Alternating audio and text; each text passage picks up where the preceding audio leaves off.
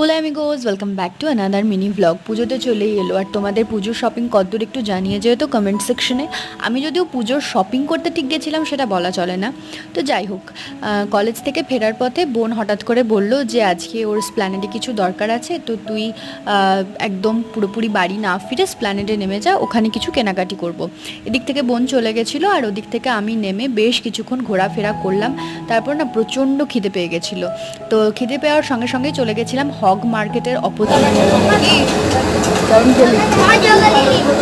তোমরা যদি কেউ ঠিক করেছো যে পুজোর শপিং করতে গেছো লাস্ট মোমেন্টে, তাহলে কিছু খিদে পেয়েছে, তাহলে কিন্তু এখানে গিয়ে ভীষণ রিজনেবল দামে ছোলা ভাটোরা খেতে পাবে।